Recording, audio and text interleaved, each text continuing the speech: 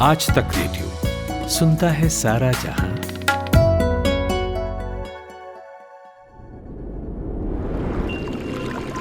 बदलते हवा पानी से लेकर इस इकोसिस्टम की कहानी तक, अमीबा पैरामीशियम से लेकर व्हेल जैसे हैवी प्राणी तक, खेत खलिहान से लेकर घर की बागवानी तक, आपकी हर जिज्ञासा, हर सवाल का जवाब देगा धरती और क्लाइमेट से जुड़ा ये खास पॉडकास्ट। ये है अर्थशास्त्र।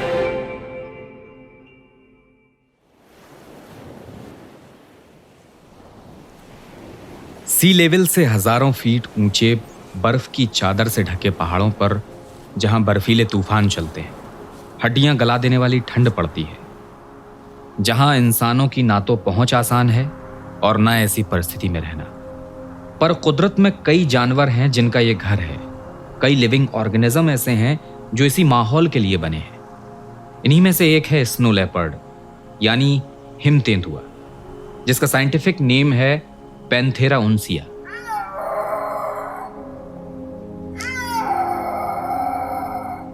ये बिग कैट फैमिली की एक प्रजाति है जिसकी लंबाई 4 फीट और ऊंचाई 2 फीट तक होती है और वजन 35 से 50 किलो तक हो सकता है। आम तेंदुए की अपेक्षा इनकी खाल काफी मोटी होती है और उस पर सफेद या ग्रे रंग के फर होते हैं जो बहुत ही घने होते हैं। इनके शरीर पर स्क्वायर इंच के हिसाब से करीब 26,000 बाल हो सकते हैं, जबकि इंसानों के शरीर पर स्क्वायर इंच के हिसाब से 1300 तक ही बाल मिलते हैं। स्नो लेपर्ड के ये घने बाल एक ब्लैंकेट की तरह काम करते हैं जो उन्हें -40 डिग्री तापमान में भी ठंड से बचाने में मदद करते हैं। और इनकी खाल पर बाकी तेंदुओं और बिल्लियों की तरह ही काले रंग के धब्बे भी मिलते हैं जो इन्हें कैट फैमिली का हिस्सा बनाते हैं। इसके अलावा इनकी जो पूंछ होती है वो कैट फैमिली के सभी जानवरों में सबसे बड़ी और मोटी होती है, करीब 1 मीटर तक लंबी, और ये इन्हें पहाड़ों की ऊबड़ खाबड़ जगहों पर चलने के लिए बैलेंस बनाने में हेल्प करती है। स्नो लेपर्ड मध्य और दक्षिणी एशिया के पहाड़ी इलाकों में रहते हैं और यहाँ के 12 देशों में इनकी तादाद सबसे ज्यादा है। ये देश हैं अफगानिस्तान, भूटान, चीन, Bharat, Kazakhstan, Kyrgyzstan, Mongolia, Nepal, Pakistan, रूस, ताजिकिस्तान और उज्बेकिस्तान। ये देश स्नो लेपर्ड रेंज कंट्रीज कहलाते हैं। Global snow leopard and ecosystem protection यानी GSLEP प्रोग्राम का ये सभी देश हिस्सा हैं। इसका उद्देश्य इनका संरक्षण और इकोसिस्टम में इनकी भागीदारी का पता लगाना है।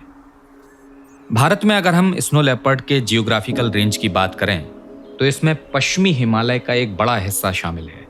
जम्मू कश्मीर, लद्दाख, हिमाचल प्रदेश, उत्तराखंड और सिक्किम इसमें आते हैं। वहीं पूर्वी हिमालय में अरुणाचल प्रदेश का इलाका भी इसमें लगता है। यहां तक कि स्नो लेपर्ड लद्दाख का तो राज्य पशु भी है। आज स्नो लेपर्ड की आबादी बहुत कम रह गई है और किसी को भी ये ठीक नहीं पता कि ये कितने हैं। International union for conservation of nature यानी IUCN इनकी संख्या करीब 6400 के आसपास मानता है। इनमें करीब आधे एडल्ट्स हैं। IUCN ने स्नो लेपर्ड को रेड लिस्ट की कैटेगरी में रखा है, यानी ये प्रजाति खत्म होने की कगार पर है। इनका दिखना इतना रेयर है कि इन पर रिसर्च करने वाले रिसर्चर्स और साइंटिस्ट्स का भी गिने चुने बार ही इनसे सामना हुआ है। ऊपर से अपने रंग और रूप की वजह से ये चट्टानों में आसानी से दिखाई भी नहीं पड़ते। इन्हें ढूंढना मतलब भूसे में सुई तलाशना। तभी तो इन्हें घोस्ट ऑफ स्नो या घोस्ट ऑफ माउंटेन्स कहा जाता है। हालांकि कई स्नो लेपर्ड हो सकता है चिड़ियाघरों में आपने देखे हों। तो स्नो लेपर्ड के कंजर्वेशन को लेकर किस तरह से स्नो लेपर्ड रेंज कंट्रीज काम कर रही हैं, खासकर भारत में इनके लिए क्या किया जा रहा है, इकोसिस्टम में इनकी भागीदारी क्या है, कोविड जैसी महामारियां स्नो लेपर्ड पर क्या प्रभाव डाल सकती हैं और इनकी घटती आबादी के पीछे कौन से फैक्टर्स हैं, तो हम आज ऐसे ही मुद्दों और सवालों के जवाब खोजेंगे। नमस्कार, ये है अर्थशास्त्र और मेरा नाम है अमन गुप्ता। तो मेरे साथ आज स्नो लेपर्ड पर ढेर सारी बातें करने के लिए मौजूद हैं Kaustubh Sharma. Kaustubh Sharma global snow leopard and ecosystem protection programme के इंटरनेशनल कोऑर्डिनेटर हैं और स्नो लेपर्ड ट्रस्ट में कंजर्वेशन पॉलिसी एंड पार्टनरशिप के असिस्टेंट डायरेक्टर भी हैं। सालों से स्नो लेपर्ड को लेकर कौस्तुभ काम कर रहे हैं, तो उनका एक्सपीरियंस भी उनसे जानेंगे। तो कौस्तुभ जी, बहुत बहुत स्वागत है आपका आज तक रेडियो के अर्थशास्त्र पॉडकास्ट में। और सबसे पहले तो मैं हालचाल से शुरुआत करना चाहूंगा। कैसे हैं आप, ये बताइए। बहुत बढ़िया, शुक्रिया। थैंक यू अमन फॉर हाँ। Getting me on this show. अरे, आप तो बिश्केक में बैठे हुए हैं, कैसा है मौसम वहां अभी फिलहाल? अभी लग रहा है बर्फबारी होने वाली है, पर थोड़ा सा हम्म, पिछले सालों से थोड़ा गर्म ही है दिसंबर के लिए। बड़ी खूबसूरत जगह है, किर्गिस्तान की राजधानी है बिश्केक तो। जी। मैंने तो वर्चुअल टूर लिया है हालांकि। एक बार तो कोरोना की बीमारी थोड़ी ठीक हो, हम्म, महामारी की सिचुएशन ठीक हो तो आइएगा। 3 घंटा है दिल्ली से सीधी फ्लाइट। दैट्स हाँ इट। हाँ हाँ हाँ, खैर, तो आप वहाँ इसी रिसर्च के संबंध में गए होंगे, किसी स्नो लेपर्ड से जुड़ी हुई? जी, सो अमन, मैं बिश्केक में लगभग 2014-15 से काफी समय व्यतीत कर रहा हूँ। मैं यहाँ प्राइमरीली आया हूँ, एक इनिशिएटिव है global snow leopard and ecosystem protection program. ये एक स्नो लेपर्ड जो है वो 12 देशों में पाया जाता है, और इन 12 देशों की सरकारों ने मिलके एक डिक्लेरेशन को एंडोर्स किया था, जिसको Bishkek declaration for snow leopard conservation कहते हैं। हाँ, 2013 में अ, तो वहां पर एक समिट भी हुई थी।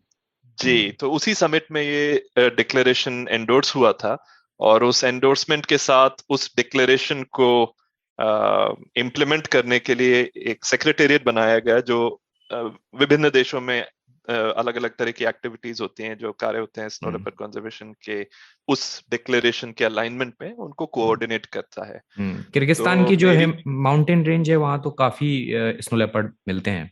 हाँ, किर्गिस्तान में लगभग 85% पहाड़ हैं, तो हम्म लगभग 80-85% पूरा देश जो का है वो एक तरह से मोरल स्नो लेपर्ड हैबिटेट माना जा सकता है। हम्म अच्छा, बिल्कुल बेसिक क्वेश्चन की तरफ जी। चलेंगे। और आपकी दिलचस्पी कहाँ से हुई स्नो लेपर्ड के बारे में जानने की, और क्या खास लगा है इस खास प्रजाति की बिल्ली के बारे में आपको? तो मेरा इंट्रोडक्शन स्नो लेपर्ड के साथ थोड़ा सा एक्सीडेंटल रहा। मैं भोपाल में बड़ा हुआ, इंदौर में पैदा जी। हुआ। बहुत दूर है, वहां कोई स्नो लेपर्ड तो मिलते नहीं है। हम्म पर मैंने अपना पीएचडी किया पन्ना राष्ट्रीय उद्यान मध्य प्रदेश में। एक प्रजाति है चौसिंगा, जो हम्म देखने में बहुत मुश्किल से दिखती है, और उसके ऊपर कभी कोई काम नहीं हुआ था। तो जब उस प्रजाति पे काम करना शुरू किया तो धीरे धीरे, क्योंकि मेरा बैकग्राउंड उसके पहले फिजिक्स में था, इलेक्ट्रॉनिक्स और फिजिक्स में, तो लगा कि जो चीज आपको पूरी तरह से दिख नहीं सकती, उसके लिए आपको थोड़ा सा टेक्नोलॉजी और मैथमेटिक्स की कभी कभी जरूरत पड़ती है।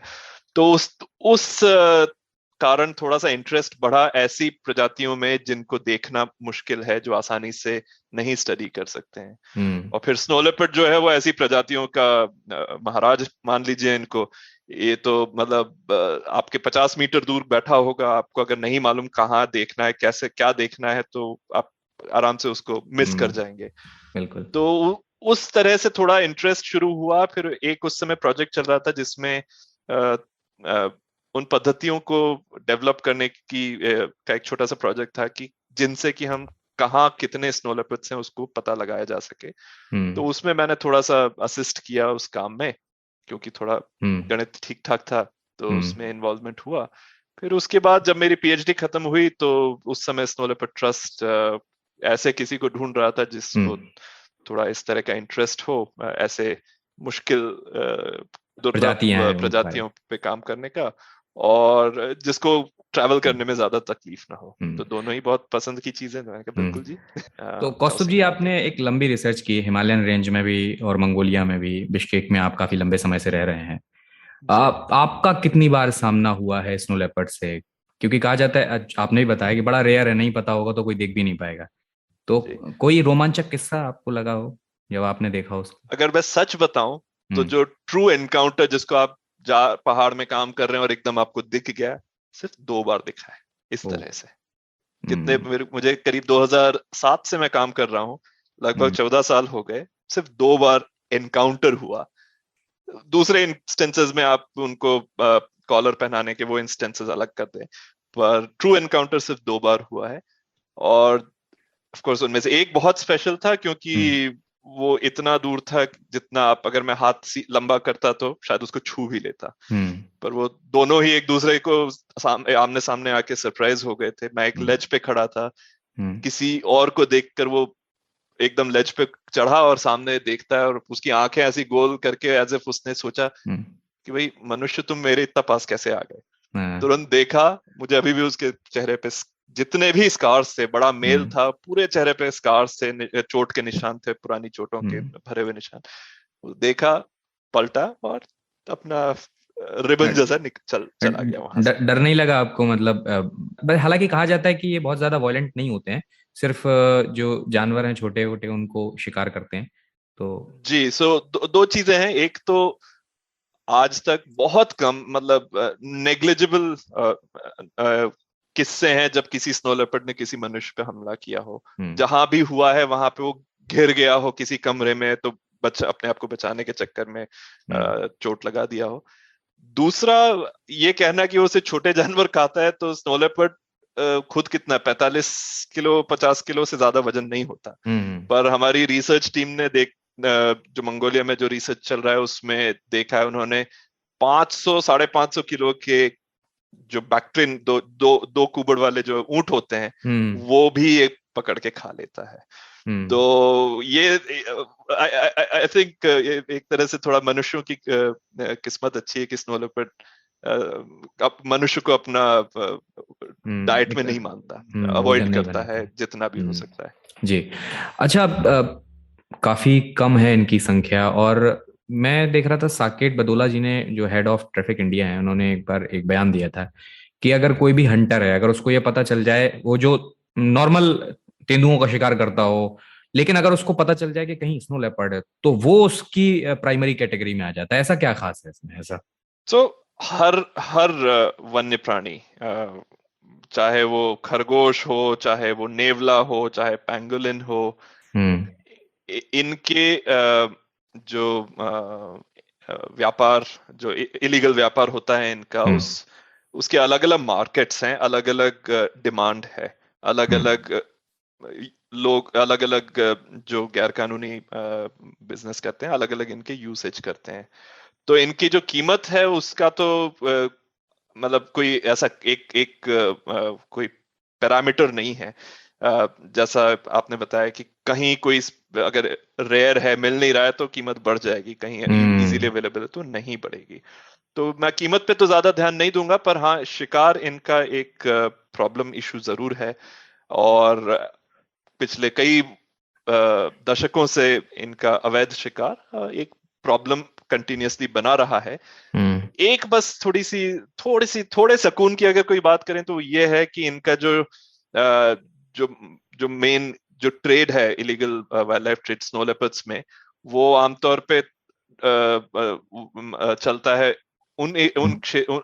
मतलब उसका जो ड्राइवर जिसको बोलते हैं वो है कि अगर किसने स्नो लेपर्ड मार दिया तो उसके लिए कोई मार्केट ढूंढता है।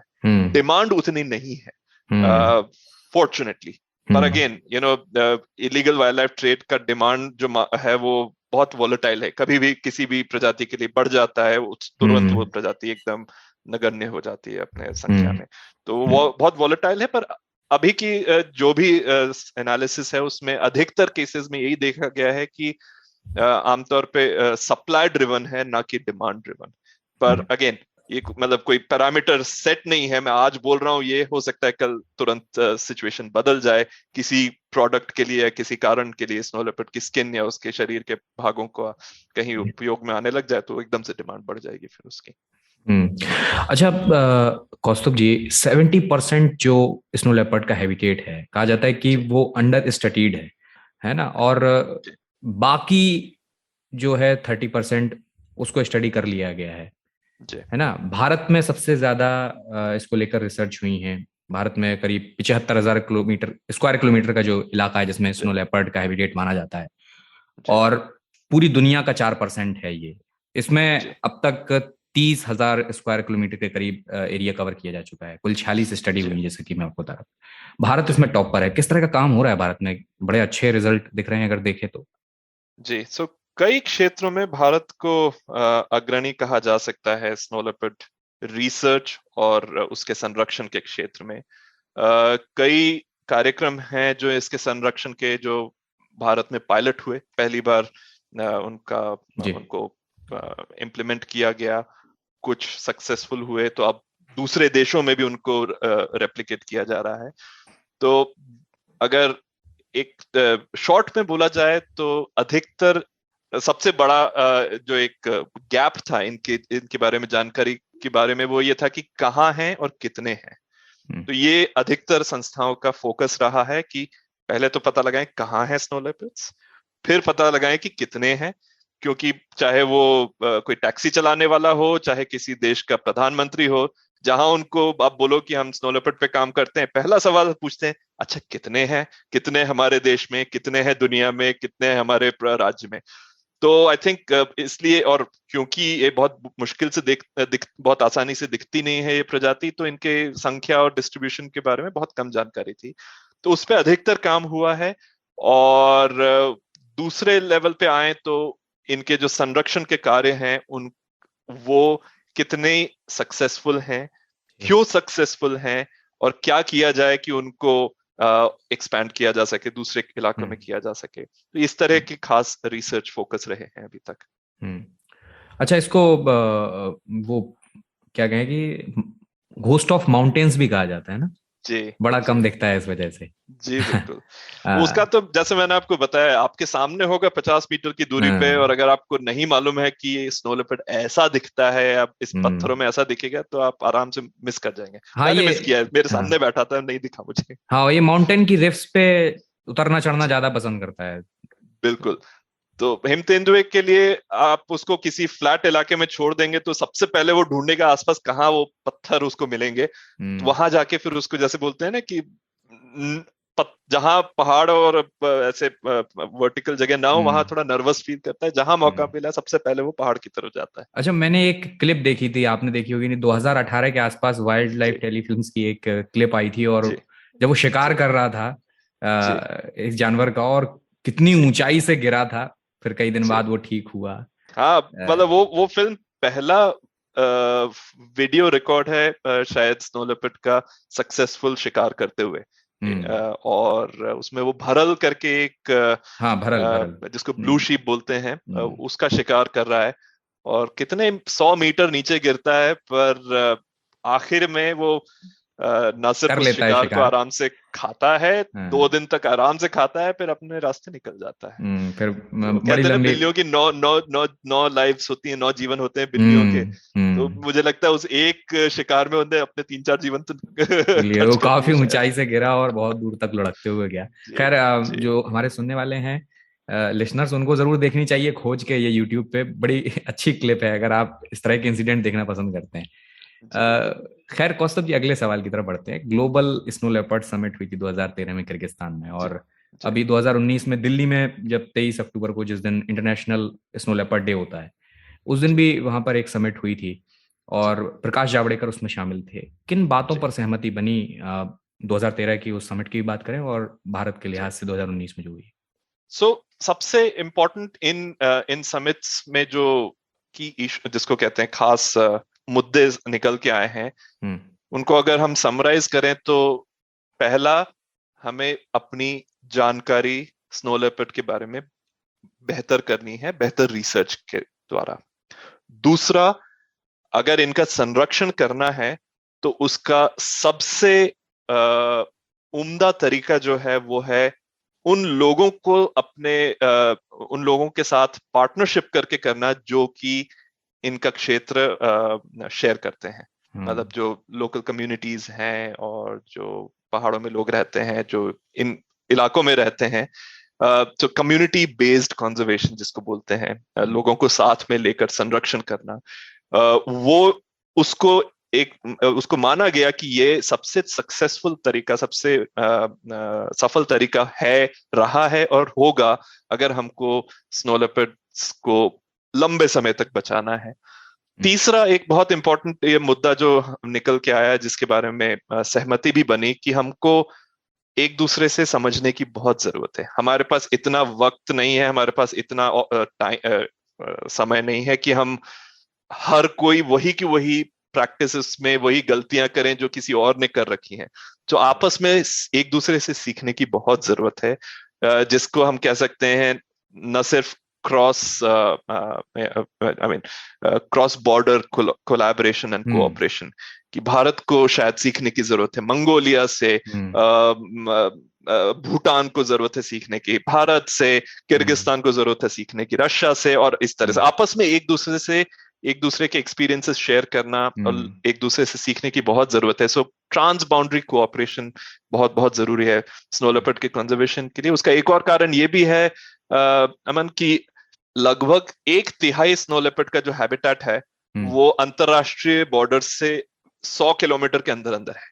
हाँ, क्योंकि वहीं हिमालयन रेंज, मतलब वहीं हमारे हिमालय की बात करें, चाहे पामीर की बात करें, हिंदू कुश की बात करें, अल्ताय और तीन निशान की बात करें, हर जगह जहां स्नो लेपर्ड्स हैं वहां पे जो इंटरनेशनल बॉर्डर्स होंगे, ऊंचाई ज्यादा होगी वहां, जी, सो वो जी बिल्कुल, सो वो उन इलाकों में है जिनसे 100 किलोमीटर के अंदर अंदर शायद इंटरनेशनल बॉर्डर है।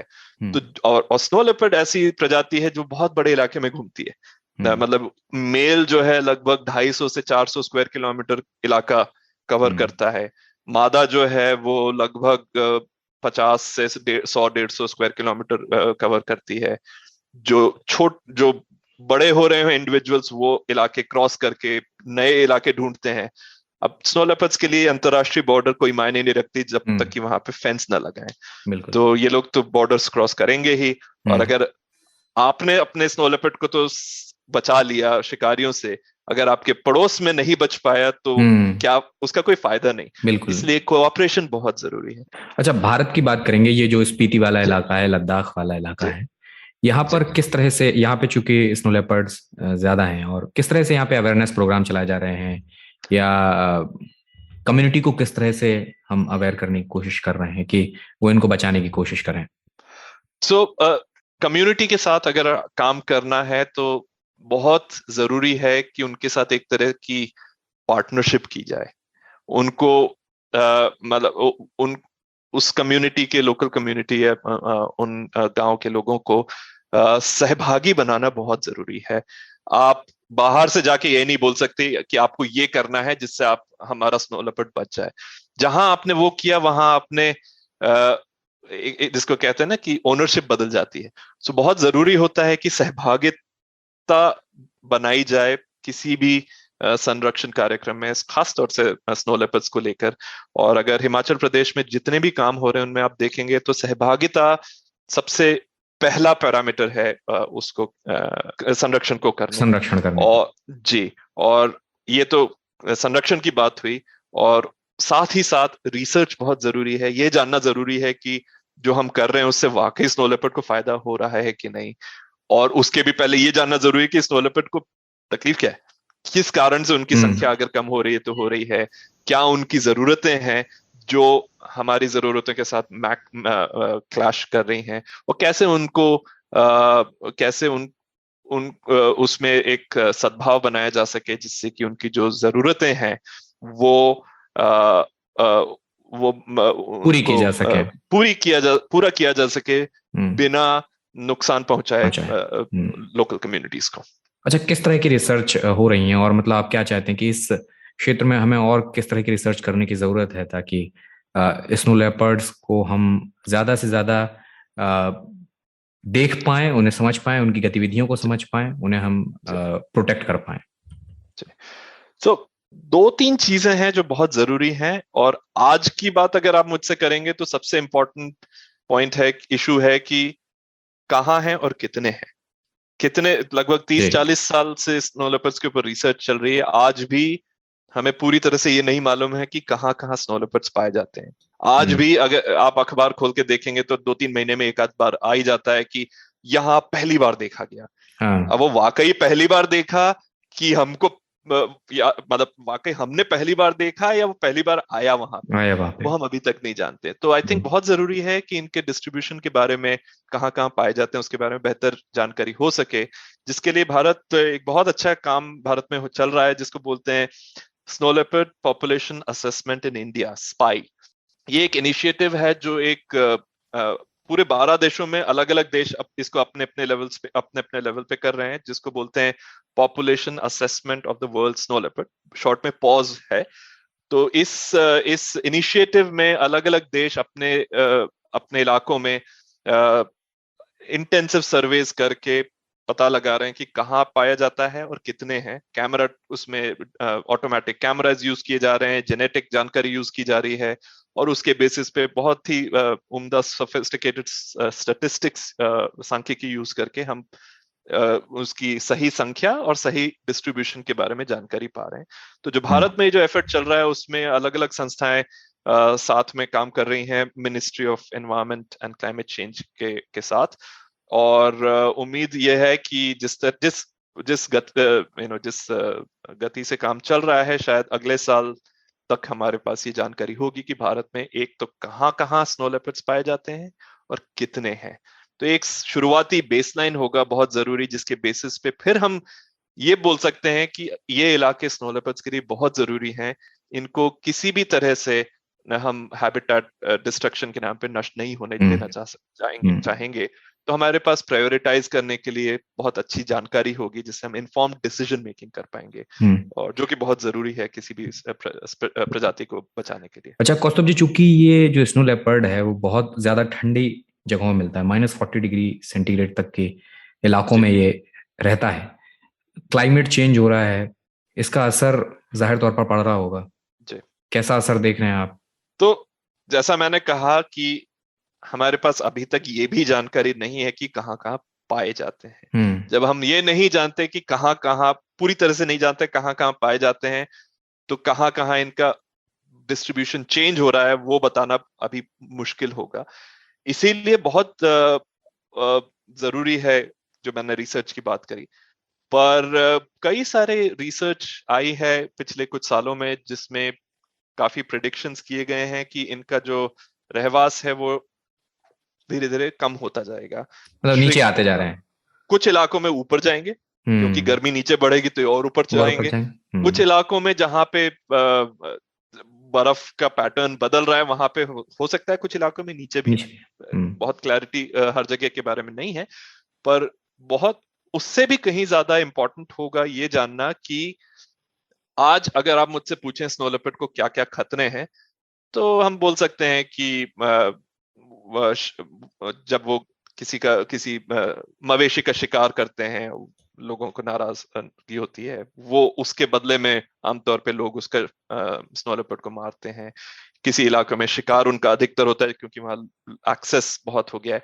तो जितने भी आज की तारीख में स्नो लेपर्ड्स को खतरे हैं, वो सभी खतरे मैग्नीफाई हो जाएंगे क्लाइमेट चेंज के कारण, क्योंकि जो मनुष्य है उनको बहुत ज्यादा असर पड़ने वाला है क्लाइमेट चेंज से। पानी की अवेलेबिलिटी में फर्क पड़ेगा, आपके पास्चर्स जहां पे आप अपने मवेशी चराते हैं उनके डिस्ट्रीब्यूशन में फर्क पड़ेगा, कब बारिश होती है उससे आपकी जो पैदाइशी है, चाहे वो सेब की हो या दूसरे फलों की या खेत की, उसमें फर्क पड़ेगा। जब इनमें फर्क पड़ेगा तो आप स्ट्रेस में आप नए इलाकों में जाएंगे, अपने मवेशियों को नए इलाकों में लेके जाएंगे जहां आप पहले कभी नहीं लेके गए। और जब आप नए इलाकों में लेके जाएंगे तो लाजमी है वहां पे स्नो लेपर्ड्स के साथ शायद सामना हो, तो कॉन्फ्लिक्ट बढ़ने की उम्मीद है। तो इस तरह से मतलब क्लाइमेट चेंज का हम लीनियर इम्पैक्ट ना बोल के हम बोल सकते हैं उससे बहुत कॉम्प्लेक्स चेन ऑफ इम्पैक्ट्स होंगे, जो निश्चित ही बेहतर नहीं होंगे, उसके लिए दिक्कत बढ़ाने ही वाले हैं। तो मतलब सिर्फ हैबिटेट रहवास कम होना एक अकेली प्रॉब्लम नहीं है, कैसे हम मनुष्य क्लाइमेट चेंज के इम्पैक्ट को लेकर रिस्पॉन्ड करेंगे, उससे कहीं अधिक तकलीफ होगी स्नो लेपर्ड्स और दूसरे वन्य प्राणियों और पहाड़ी वनस्पति को। अच्छा, कोविड को लेकर भी एक रिपोर्ट आई थी, स्नो लेपर्ड ट्रस्ट की थी, और global snow leopard and ecosystem protection program, उसकी कमेटी ने ये रिपोर्ट दी थी। कोविड का किस तरह का असर पड़ रहा है? तो खास कोविड की बात की जाए तो शायद पिछले 6 महीनों में या 7 महीनों में चिड़ियाघरों में हमको ये मालूम है कि 5 स्नो लेपर्ड्स हैं जो मरे हैं कोविड से। दुनिया में लगभग 500-600 स्नो लेपर्ड्स हैं चिड़ियाघरों में, उनमें से 5 की मृत्यु हुई है। तो कहने को तो बहुत हाई परसेंटेज है, लगभग 1%, 1%, मान हाँ। के चलिए जी। तो इतना हमें जानकारी है, स्नो लेपर्ड है वल्नरेबल कोविड से। पर कहीं ज्यादा सोचने की और चिंता की बात यह है कि जो ये स्नो लेपर्ड का रहवास है, यहाँ पे मनुष्य, मवेशी और वन्य प्राणियों में बहुत ओवरलैप है। हम लोग वही वाटर बॉडीज यूज करते हैं, उनके मवेशी भी वही पानी के स्रोत यूज करते हैं, अधिकतर कई वन्य प्राणी भी वही पानी के स्रोत यूज करते हैं। क्लाइमेट चेंज से कई ग्लेशियर्स जो हैं वो कहीं ज्यादा तेजी से आज पिघल रहे हैं, और कुछ ग्लेशियर्स तो ऐसे हैं जो पिछले लाखों साल से जमे हुए थे। जब वो पिघलेंगे, साथ में कौन से पैथोजेंस लाएंगे उसके बारे में हम नहीं जानते। तो ये जो रिपोर्ट थी, ये खास इस चीज के तरफ ध्यान आकर्षित कर रही है कि हम ये सोच के चल रहे थे कि पिछले 100 सालों 2 साल, जितने भी कई 100 सालों में ये जो पहाड़ी इलाका है, जिसको स्नो लेपर्ड हैबिटेट कहा जा सकता है, यहाँ पे जो जूनोसिस है, जो ऐसे बीमारियां हैं जो जानवरों से मनुष्य में ट्रांसफर करती हैं, उनको जूनोसिस कहा जाता है, इनके रेट बहुत कम रहे हैं। तो हम प्रेडिक्ट करते रहे हैं आज तक कि ये इलाके सेफ रहेंगे, पर क्लाइमेट चेंज के कारण, बेटर एक्सेस के कारण, और जिस तरह के चेंजेस आज देखे जा रहे हैं, उससे ये भी पता चल रहा है कि क्योंकि इन इलाकों में बीमारियों का असर आज तक कम रहा है, इनकी इम्यूनिटी भी कम है। तो ये उतने ही ज्यादा सेंसिटिव हैं, क्योंकि इनके पास कोई बचाव का तरीका नहीं रहेगा। जहां पे डिजीज प्रेवलेंस ज्यादा होता है, वहां इम्यूनिटी अपने आप बढ़ जाती है। आपके पास इन इलाकों में जनरली इम्यूनिटी इतनी कम रही है, तो वहां पे जो नए जो बीमारियां आएंगी या पैथोजेंस आएंगे, जो कई हजारों लाखों साल से जो पैथोजेंस दबे हुए थे, जब वो निकल के आएंगे, तो उनके लिए हम शायद तैयार नहीं रहेंगे, ये जीव जंतु भी तैयार नहीं रहेंगे। वो एक बहुत बड़ा एक रिस्क है जिसके बारे में इस रिपोर्ट ने हाईलाइट किया था। और बहुत इंपॉर्टेंट बात उसमें कही गई है कि हमको अर्जेंटली मॉनिटर करने की जरूरत है, कहाँ किस तरह के बीमारियां पहले से मौजूद हैं, और कॉन्स्टेंटली मॉनिटर करने की जरूरत है कि कौन सी बीमारियां आ रही हैं। तो हमारी जानकारी बीमारियों के बारे में खासतौर से इन इलाकों में बहुत बहुत कम है। तो बहुत जरूरी है इस तरह की जानकारी इंप्रूव करने के लिए रिसर्च करने की। तो आई थिंक वो एक खास इसका फोकस रहा है। अच्छा कौस्तुभ जी, आपके स्नो लेपर्ड ट्रस्ट से ही जुड़े हुए हैं कर्मा सोनम, उनके बारे में पढ़ रहा था। उनको नेटवेस्ट ग्रुप अर्थ हीरोज इंस्पायर अवार्ड मिला है 2021 का, और उन्होंने एक अच्छा काम किया है स्नो लेपर्ड का। थोड़ा सा उनकी जर्नी के बारे में बताइए, किस तरह का काम था उनका? कर्मा जी स्नो लेपर्ड कंजर्वेशन, लद्दाख के स्नो लेपर्ड कंजर्वेशन की जिसको कहना है कि जान है। उनके बिना हम सोच नहीं सकते कि लद्दाख में हम या कैसे हम काम कर पाएंगे।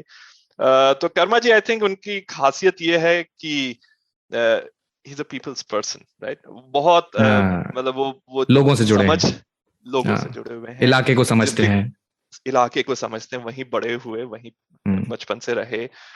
तो उनसे बेहतर उस इलाके में क्या प्रॉब्लम्स हैं, क्या दिक्कतें लोगों को हैं, क्या दिक्कतें वन्य प्राणियों के हैं, आई थिंक बहुत कम लोग जानते होंगे। तो इसलिए हम लोग के लिए तो बहुत बहुत खुशी की बात थी जब उनको ये अवार्ड अनाउंस हुआ।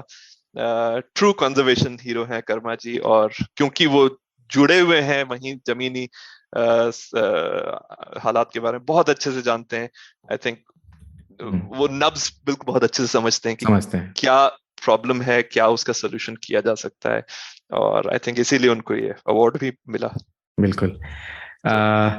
तो कौस्तुभ जी, अभी जो करंट सिनेरियो है, जो पॉलिसीज हैं, क्या आपको लगता है कि जो स्नो लेपर्ड का भविष्य है वो सुरक्षित है भारत में? मुश्किल सवाल है। भारत और लगभग सभी स्नो लेपर्ड के देशों में स्नो लेपर्ड्स को मैक्सिमम सिक्योरिटी, मैक्सिमम प्रोटेक्शन दिया गया है। ये बहुत अच्छी बात है। किसी भी देश में इनके शिकार को हल्के से नहीं लिया जाता। तो इसका मतलब हम एक चीज को लेके तो संतुष्ट हो सकते हैं कि ठीक, इनके लिए हमारी सरकारें बिल्कुल कहते हैं ना, तैनात हैं कि तैयार हैं।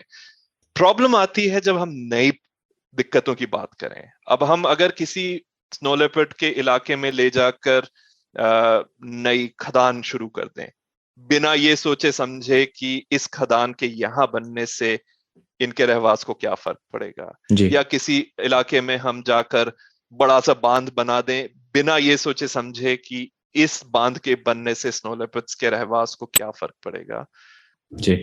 हमको ये जानने की जरूरत है कि स्नो लेपर्ड को बचाना सिर्फ इसलिए नहीं जरूरी है क्योंकि ये बहुत खूबसूरत प्रजाति है, रेयर है। ये एक तरह का थर्मोमीटर है कि इन पहाड़ों की का स्वास्थ्य कैसा है।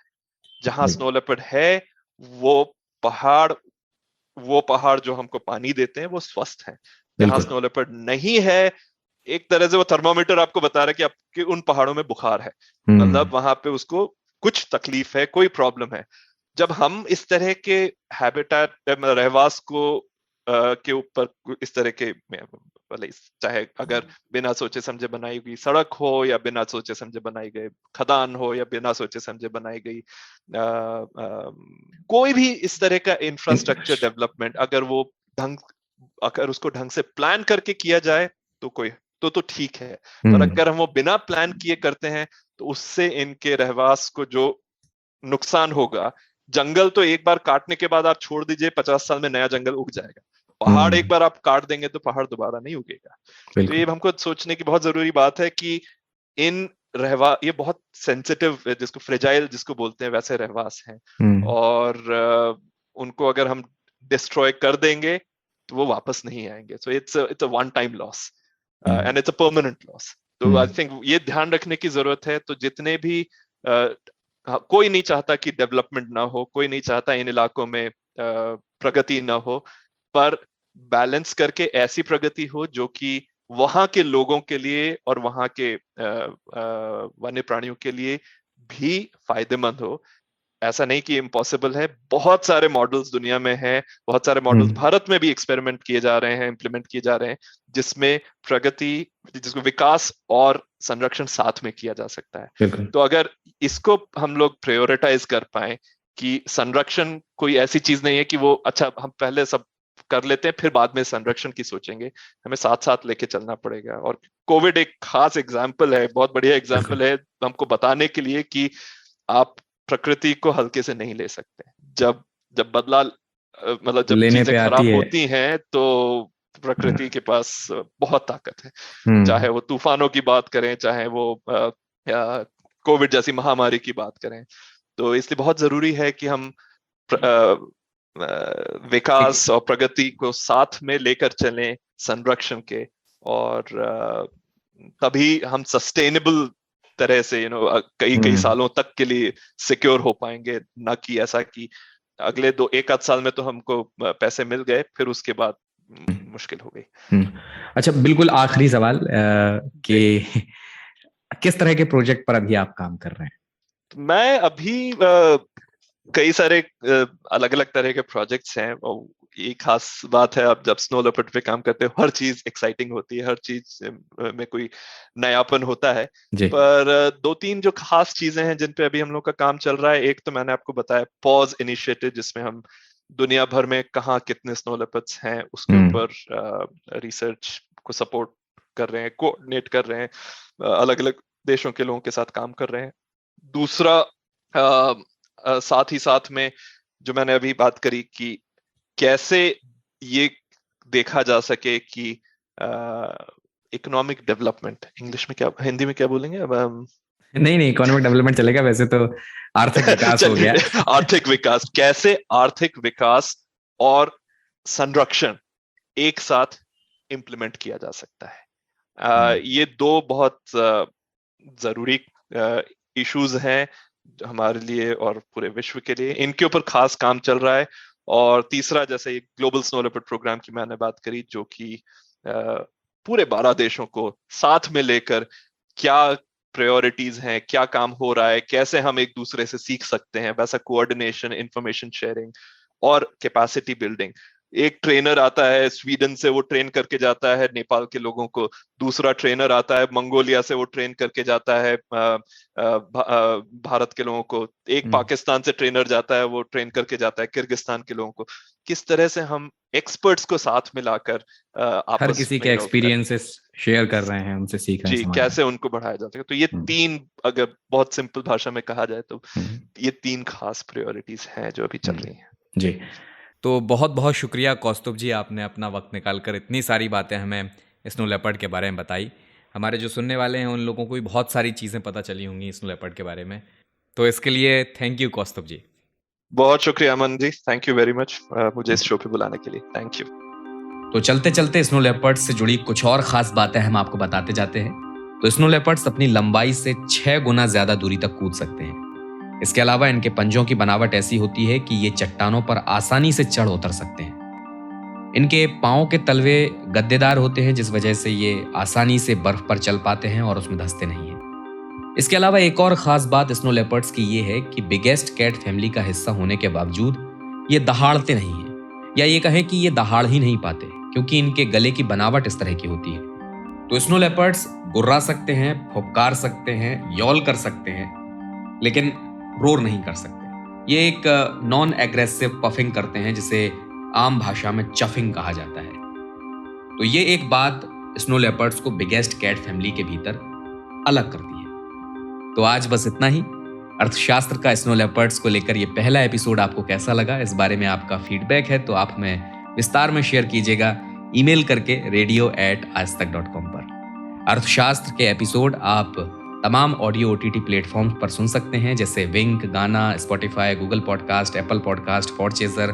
तो इनमें से आप किसी भी प्लेटफॉर्म का अगर इस्तेमाल करते हैं तो वहां जाकर अर्थशास्त्र को सब्सक्राइब कर लीजिए, ताकि अगले हफ्ते जैसे ही नया एपिसोड आए आपको तुरंत नोटिफिकेशन मिल जाए।